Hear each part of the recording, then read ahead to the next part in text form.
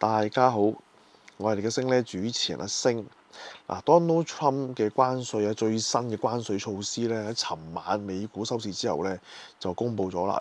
即時咧震散咗呢個美期美股指數期貨咁令到咧今晚嘅美股咧就大跌都跌咗成4-5%係嘛？都幾誇張講真。究竟今次係危定係機咧咁樣？大家咧就一路聽落去啦，聽下究竟我哋要係咪全部撤走還是咧係可以之前咁樣接下刀係咪留下底咧咁樣？而家市場咧點解話跌得咁緊要咧？就話因為呢個關稅政策咧就比起最差嘅情況咧仲要更差。咁咩叫做比最差嘅情況仲要更差咧？咁樣，因為市場咧普遍預期佢咧，即係Donald Trump就可能咧向各國咧就一律加10個或者20% 關稅嘅啫咁樣，咁就冇諗過咧，今次咧佢可以分到咁仔細每個國家或者地區咧就真係咧唔同嗰個percentage 都咁樣走出嚟。呢度咧有個表佢就話自己係完整清單我覺得應該未齊嘅，不過唔緊要，睇住先10% 係有嘅因為咧佢而家呢個最新嘅關稅政策咧就係10% 起標起跳，咁多數咧唔係多數差唔多全部都係咧對方收10% 關稅嘅時候咧，佢就叫禮尚往來係嘛，收翻10%。如果對方收佢嘅關稅唔止10% 嘅話咧，咁我覺得 Donald Trump 咧算厚道噶啦，佢咧都係收人哋收佢嘅一半嘅啫。譬如中國係咪括弧裏邊咧就係中國收美國嘅關稅啦，收67，咁佢收翻中國34啦，on top 咁歐盟收佢39，佢收翻人哋20咁樣，如此類推啦，唔逐個講啦。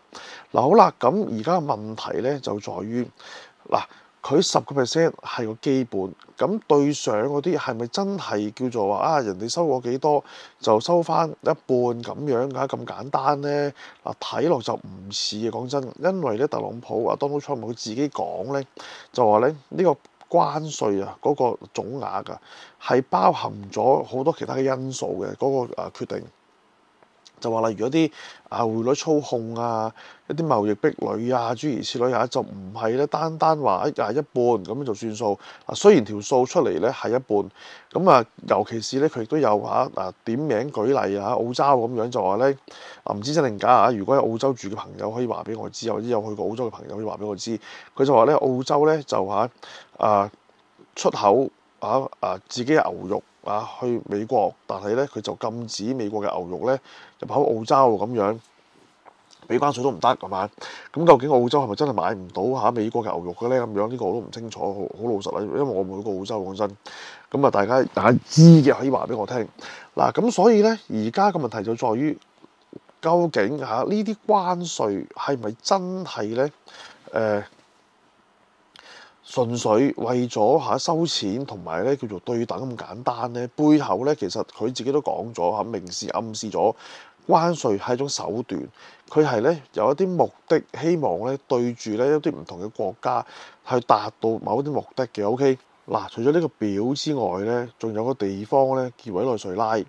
咁佢咧就呢個表冇㗎，但係我印象中咧佢就唔止10% 啦，定係嘛？同埋咧另外咧就話咧如果有國家同委內瑞拉買石油或者天然氣嘅話咧，就另外on top 咧要再加佢哋進口其他貨品嘅關稅咁樣，即係話咧係間接懲罰呢個委內瑞拉。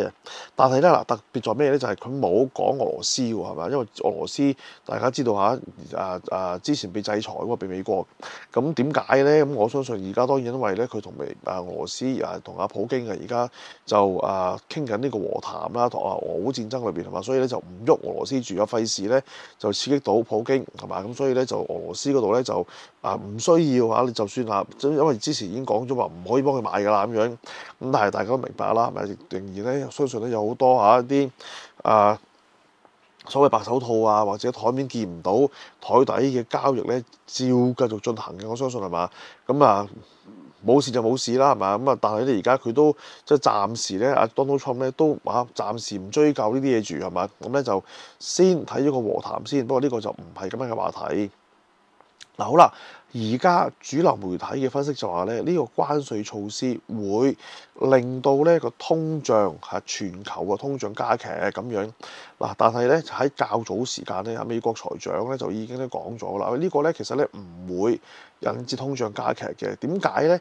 佢話如果大家即係美國嘅居民啊，你買進口貨，佢哋嘅成本的確會貴咗嗱，但係咧你買本地貨咧就冇事嘅喎，因為咧本地貨咧就冇關稅呢個問題啊嘛，所以咧你買本地貨咧，其實你嘅消費嗰個金額咧係冇提高到嘅係嘛，個嘢冇貴到嘅。嗱好啦，咁呢樣嘢係咪真咧？驟耳聽落好似係真嗱，但係問題就在於，如果你本地貨係平過人哋入口貨，咁你就唔使加人關稅啦，係咪啊？咁你本身就已經買本地貨啦，可以係咪先？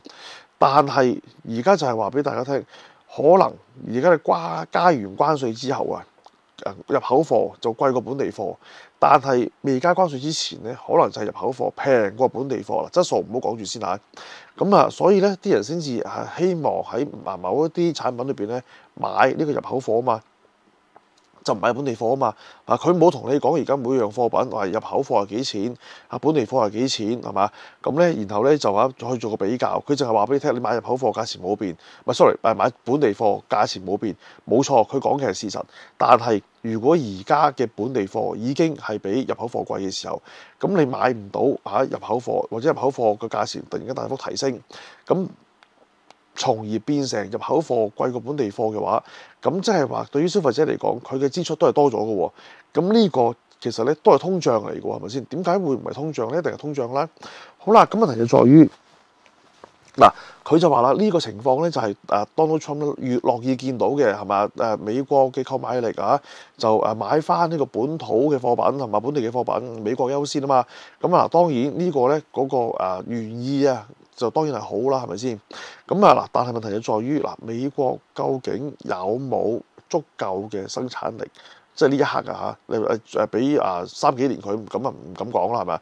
呢一刻究竟有冇足夠嘅生產力去填補呢度咁多個國家裏邊嘅入口貨咧？係嘛？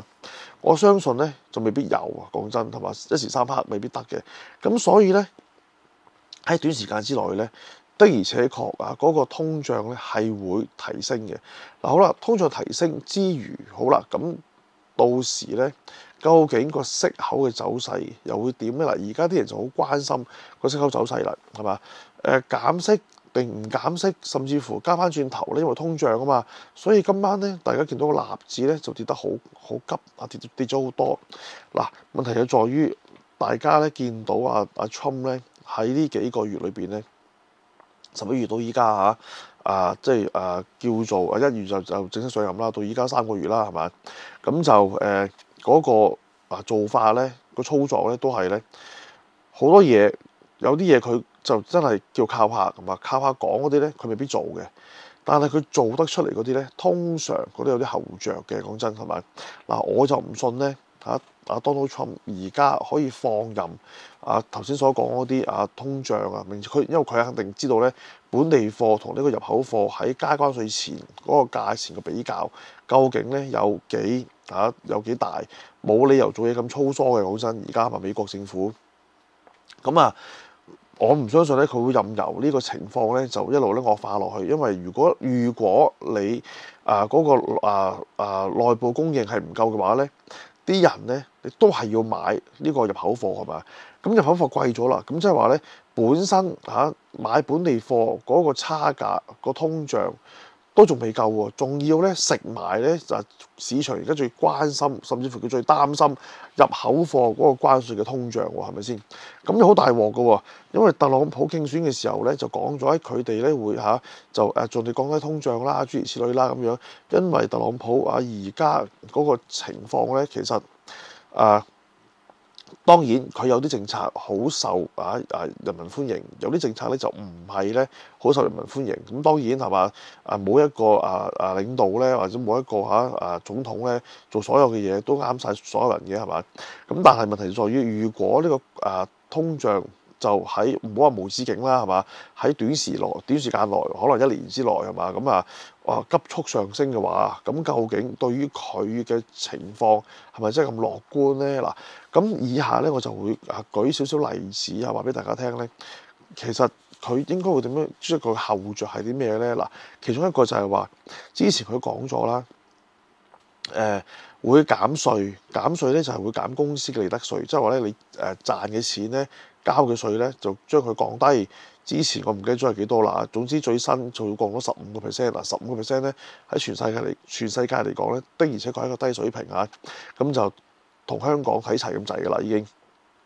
嗱，呢個咧當然係吸引投資嘅一個方法，但係亦都有啲人就話啦，喂，而家係咪美國最低嗰個時薪咧都17蚊美金好似，如果冇記錯，咁就喂，其實人工好貴㗎喎，係咪啊？你同嗰啲發展中國家係咪，或者成日自己聲稱自己係發展中國家嘅地方嗰啲工人去比較，咁其實真係貴好多㗎喎。呢啲成本點嚟咧？咁樣係咪？佢點樣去說服呢啲商家去嗰度投資咧？嗱，首先我當冇外來人投資先。咁但係本地本身已經有一班商家，頭先講啊嘛，有本地貨噶嘛。咁本地貨邊個投資啊？都係本地嘅商家投資嘅啫嘛。咁嗰班人咧見到喂而家嘅情況係咪？本地貨需求大增嘅時候，佢哋都必然會提高生產力噶嘛，係嘛？同埋而家嗰個情況就係話嗱，以前就話可能要靠呢個勞工密集去做嘢，即係話咧要用人力去做係咪？但係而家咧唔好話工業革命之後啦，近呢10年8載，除咗機械之外咧，仲有科技係嘛，仲有好多程式啦係嘛，好多軟件啦，咁甚至乎而家 AI 咧都可以咧幫手提高呢個生產力嘅。咁其實係咪真係需要咁多人咧？又或者假設以前可能100人可以咧做到100件貨出嚟嘅，但係而家喺科技幫助底下咧，100人咧可以做到200件貨出嚟嘅。咁其實佢哋嘅成本係咪真係咧會高咗好多咧？嗱，呢個咧就要睇下特朗普條數點樣計啦。所以咧嚟緊進一步分析，我當然會留喺 Patreon 嘅下週前瞻裏邊咧，同大家慢慢詳細再講嘅。因為呢個咧係關乎於大家嚟緊呢半年究竟對於美股又或者係咪其他地方嘅股票咧，係應該用一個咩態度去面對咧？呢個關稅係咪真係咁得人驚咧？係咪？究竟邊啲地方受惠，邊啲地方咧係受惠唔到嘅咧？係嘛？咁咧，我哋就喺 Patreon 詳細交代嘅。好啦，今日講到呢度，我哋下次再見，拜拜。想聽更多分析嘅朋友，請支持我哋 Patreon。想揾我嘅話，可以喺下面聯絡方法度揾到我㗎。